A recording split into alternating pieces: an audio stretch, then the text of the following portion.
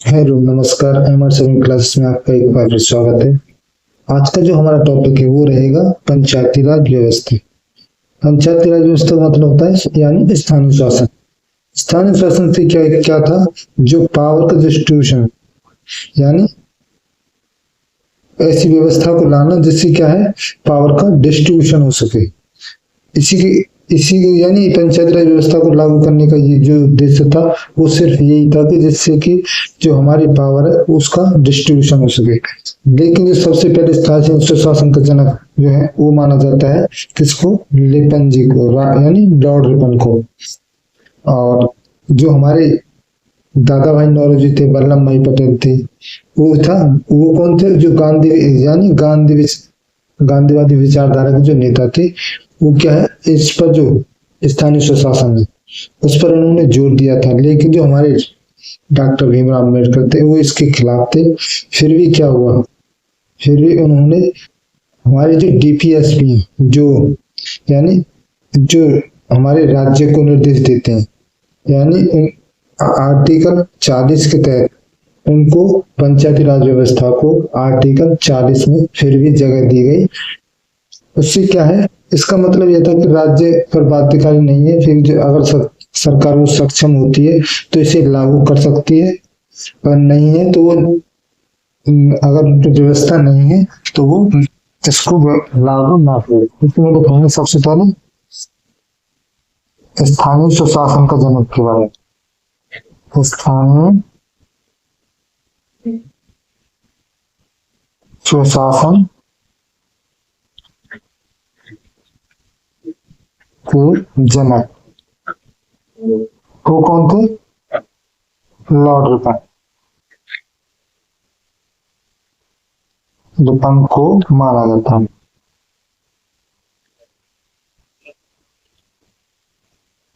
और इन्होंने क्या किया था, रिपन जी ने, उन्होंने 1882 में इसे क्या किया, लागू करने का प्रयास किया। इसे लागू करने का प्रयास किया था। किसको, स्थानीय स्वशासन को। स्थानीय स्वशासन।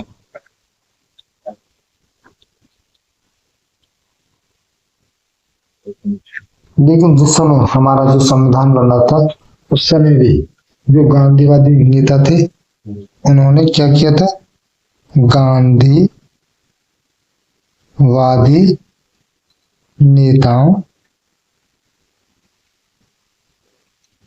नेताओं ने, जैसे वो कौन कौन से नेता थे, होते दादा भाई नौरोजी थे, जो क्या स्थानीय जो पंचायती राज व्यवस्था है उसको लागू करवाना चाहते थे। नौरोजी, वल्लभ भाई पटेल,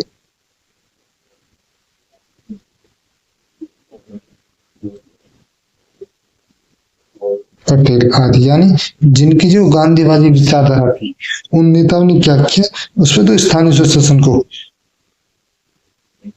ने स्थानीय स्वशासन करने पर जोर दिया। लेकिन क्या हुआ, जो हमारे लेकिन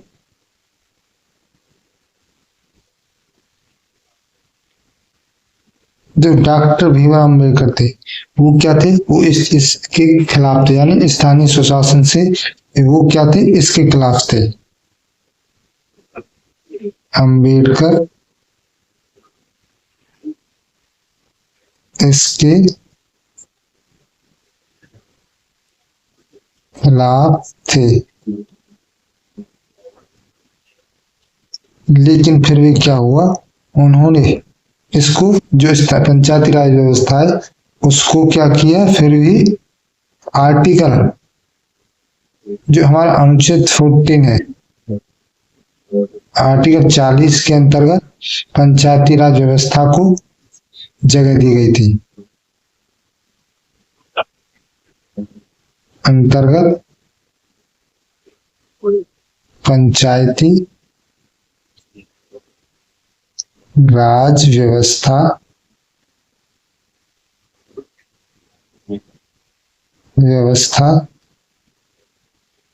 ये जो हमारा आर्टिकल 40 है, ये आता है हमारे डीपीएसपी में।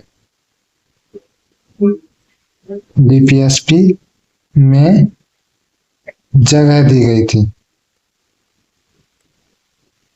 दी गई। इसका मतलब ये था कि ये जो क्या था, ये राज्य पर बाध्यकारी नहीं है। अगर सरकार आज इसको यानी लागू करने में सक्षम है तो इसे लागू करेगी, अन्यथा नहीं करेगी, ये इसमें कहा गया था। अब इससे क्या नहीं, और इसको पंचायती राज व्यवस्था को क्यों नहीं चाहते थे, यानी जिससे पावर का डिस्ट्रीब्यूशन हो सके।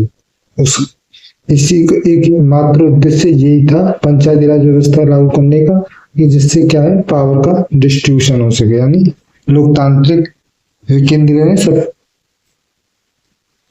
लोकतांत्रिक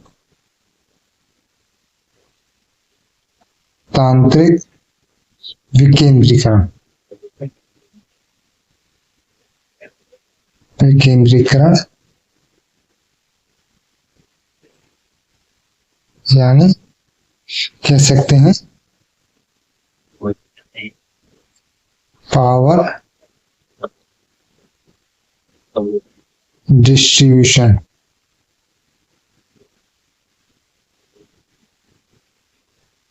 को बांटने के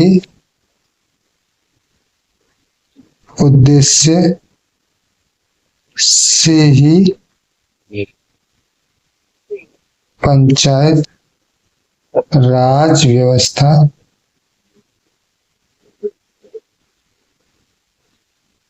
लागू करने का उद्देश्य था। यानी एकमात्र उद्देश्य यही था जिससे पावर का डिस्ट्रीब्यूशन हो सके। जो हमारी पंचायती राज व्यवस्था की जो सबसे पहले जो है उसकी स्थापना कहाँ से होती है, उसकी स्थापना होती है 2 अक्टूबर 1959 को राजस्थान के नागौर जिले से। उसके बाद राजस्थान के बाद जो फिर कहाँ से होती है, उसके बाद इसको जो पंचायती राज व्यवस्था है उसको अपनाया था राजस्थान के बाद आंध्र प्रदेश में। तो इसके बारे में लिखेंगे 2 अक्टूबर 1959 को राजस्थान के नागौर जिले में पंचायती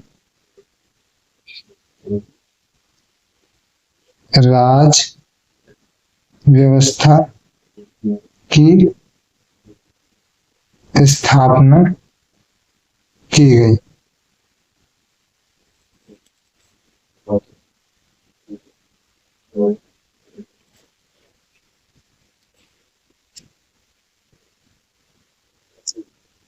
और इसके लिए क्या है, जिसके लिए जो पंचायती राज व्यवस्था है उसके लिए क्या होती है, समितियां बनती हैं। सबसे पहले आती है बलवंत राय मेहता समिति।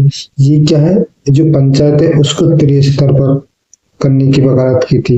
एक ग्राम लेवल पर हो, एक प्रखंड लेवल यानी ब्लॉक स्तर पर हो, और तीसरी हो जिला स्तर पर। यानी इसने जो बलवंत राय मेहता समिति थी, इसने त्रिस्तरीय पंचायत व्यवस्था के लिए कहा था। और उसके बाद आती है अशोक मेहता समिति। उन्होंने क्या काम किया था, उन्होंने जो हमारी बीचवारी थी, जो ब्लॉक स्तर पर जो पंचायत थी, उसको हटा करके क्या कह दिया था, उन्होंने 2 स्तरीय पंचायत का गठन करने की वकालत की गई थी अशोक मेहता समिति के द्वारा। फिर क्या होता है, जीवी के राउत समिति आती है 1985 में। उन्होंने क्या काम किया, उन्होंने भी जो अशोक मेहता समिति इसी को ही बरकरार रखा। लेकिन क्या होता है, उसके बाद आती है एल एम संघवी समिति 1986, यानी जीवी राव समिति के एक साल बाद उन्होंने क्या किया, जो हमारी जो पंचायती राज व्यवस्था है, इसको क्या है, इसको संवैधानिक यानी संविधान में दर्जा देने की बात कही थी, और उन्होंने भी त्रिस्तरीय पंचायत की वकालत की थी। तो इन्हीं समितियों के बारे में लिखेंगे, पंचायती राज व्यवस्था की समितियां। सबसे पहले बात करें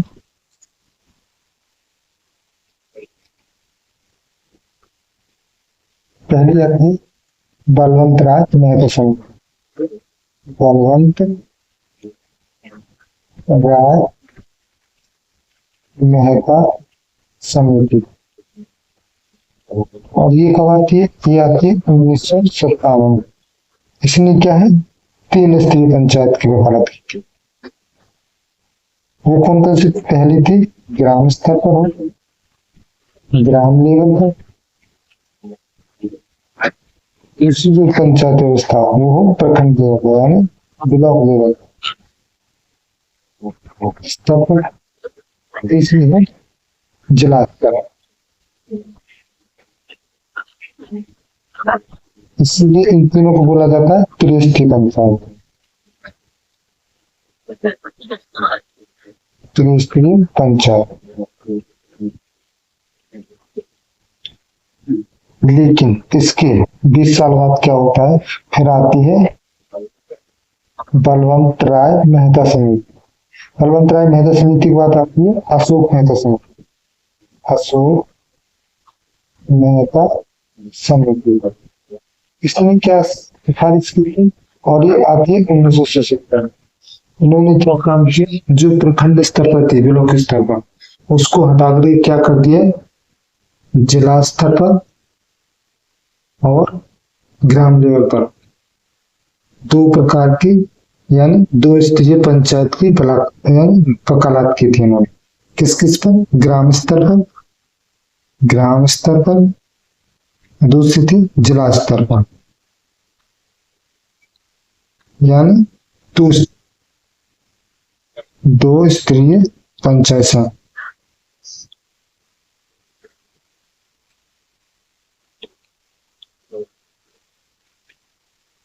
और इसके 8 साल बाद क्या होता है, फिर तीसरी समिति जो बनती है वो होती है जेवी, जेवी के राव समिति,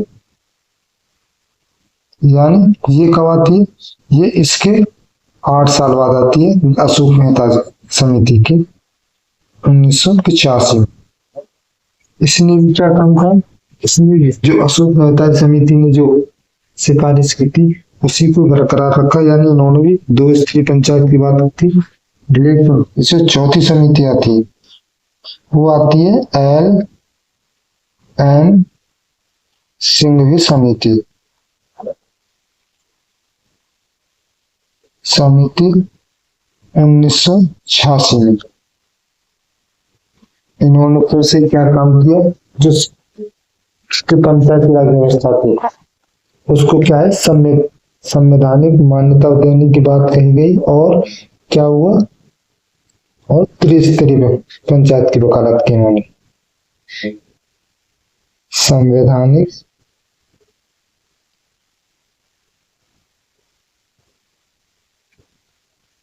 संवैधानिक मान्यता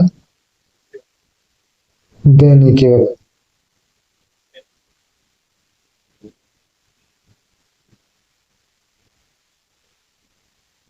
और किस प्रकार की, त्रिस्तरीय, यानी ग्राम लेवल पर, ब्लॉक लेवल पर और जिला स्तर पर।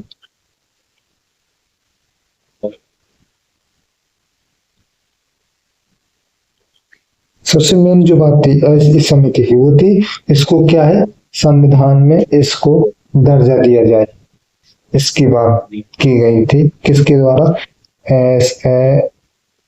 SALM समिति के द्वारा। और इसी के लिए क्या होता है 1992 में, जब उस समय प्रधानमंत्री कौन थे? वो थे राव के नेतृत्व में। क्या हुआ था? 73वां संविधान संशोधन होता है और 24 अप्रैल 1993 को इसको क्या दिया जाता है? संवैधानिक दर्जा दिया जाता है। और उसी दिन से क्या है 24 अप्रैल को पंचायत दिवस के रूप में मनाते हैं। और कितने प्रकार की जो स्त्री थी, यानी त्रिस्तरीय जो प्रणाली थी, उसको मंजूरी दी जाती है। इसी के लिए एक संशोधन भी होता है, भाग 9 जुड़ता है, भाग 9 जुड़ता है, अनुसूची 11 जुड़ती है, अनुच्छेद 243 से लेके क्या होता है 243 ओ तक भी तो जोड़ा जाता है। यानी टोटल जो 16 आर्टिकल जोड़े जाते हैं इसी के लिए। और 11 जो अनुसूची थी जो जोड़ी गई थी, उसमें क्या है 29 कार्य भी जोड़े गए थे। इस वीडियो में हम इतना ही बात करेंगे। अगली में जो इसको लेकर जो संविधान संशोधन हुए थे उसको बात करेंगे नेक्स्ट वीडियो में। तब तक के लिए देखते रहिए हमारे चैनल। तो मिलते हैं नेक्स्ट वीडियो में।